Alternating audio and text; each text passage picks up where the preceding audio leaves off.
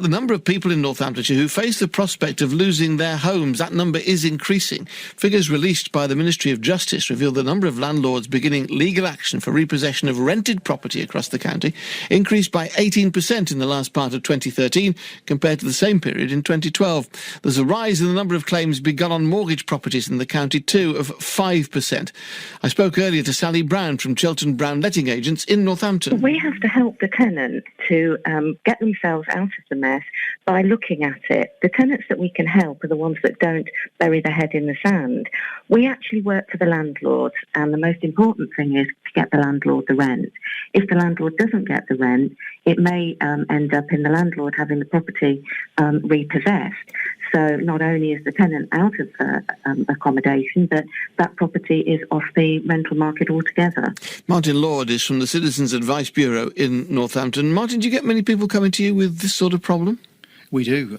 Privately rented repossessions or indeed in respect to housing associations and local authorities actually is one of the big increases that CABs both locally and nationally have experienced in recent years. And what help and advice can you offer? Well, typically it's about, first of all, it's important to say that if somebody's seeking advice, then they are engaging with their problem, which is exactly what the landlord's representative sort of indicated was needed there, so I'd agree with her. But what we would typically do is we look at what the reason for the rent arrears is. It's not usually people telling the landlord to take a running jump and they're refusing to pay the rent, although there are sometimes issues with disrepair where people withhold the rent, which they shouldn't do without seeking advice. But typically there's some sort of underlying problem to do with social security benefits, change of circumstances, or actually other debts which have a less significant impact upon the client, but nonetheless can distract a person from paying their rent. And typically that would be in respect to payday loans, where of course the money is just basically pulled out of the person's bank account, leaving them with cash flow difficulties and therefore not able to pay their rent. Is it exclusively people with problems with rent, or do you have people with mortgage issues as well? Yeah, mortgage arrears as well. Mortgage arrears and secured loan arrears doubled actually at the beginning of the credit crunch in terms of the CAB experience, and it's pretty much plateaued since then. I think there are issues for the future in terms of increases in interest rates. We're not quite sure when they are going to increase. But they will at some point. They will at some point, and we expect that to be a sort of stored up problem for the future. People are living right on the kind of edge.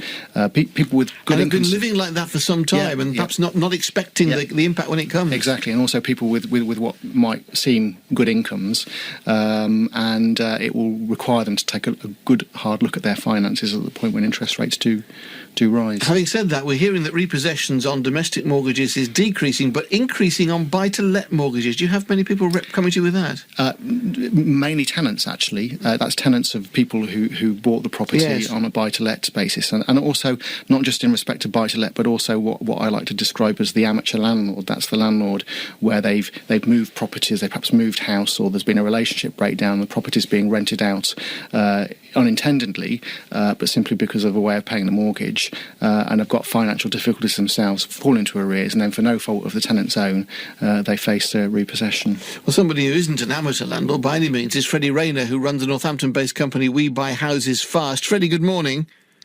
Good morning, Stuart. What services do you offer? Let's understand what you do. Well, firstly, I can appreciate what's being said this morning, and there are obviously social issues here. Rents are high, and there's no doubt about that. But a lot of people that have made provisions or trying to make provisions for themselves later on in years, i.e. they're responsible people out there, accidental or otherwise, have become landlords to augment an income when they need it later on in life.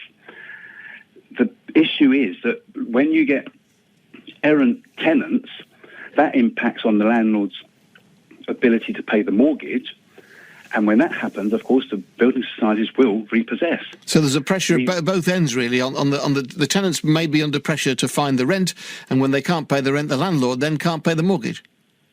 That's correct.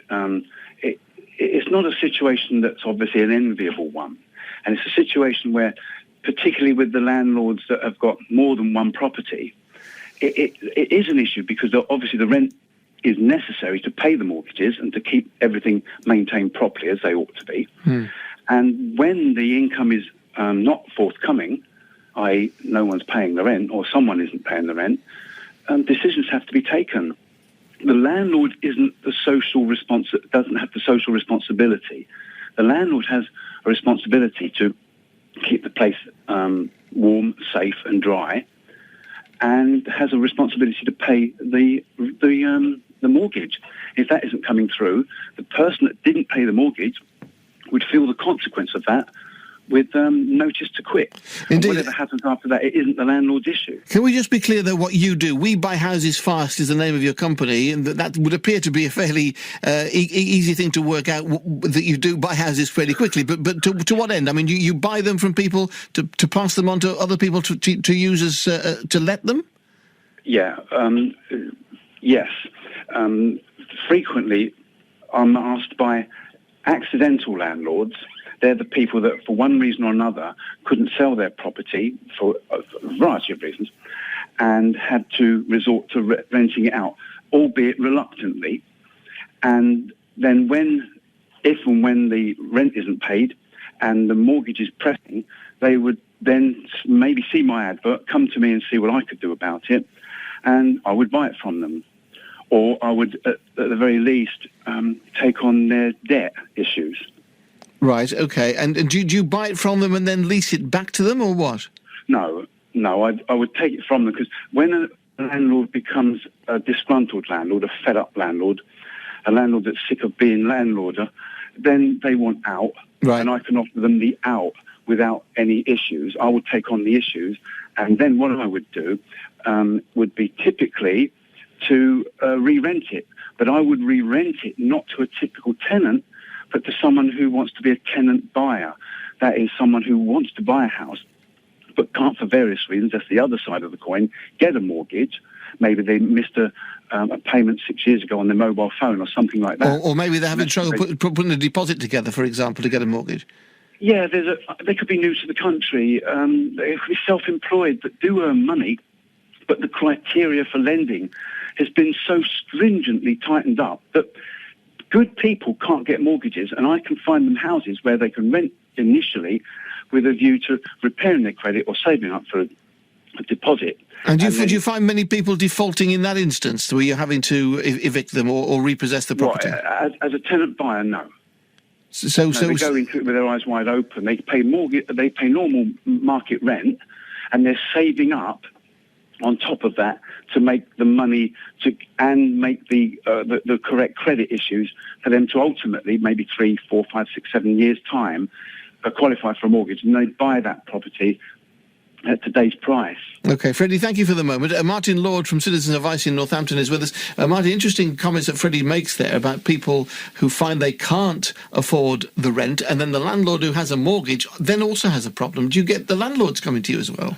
That we do. There's a limited amount of advice that we're in a position to give landlords, I'm afraid. And I think that really a landlord is, accidental or otherwise, has got certain responsibilities.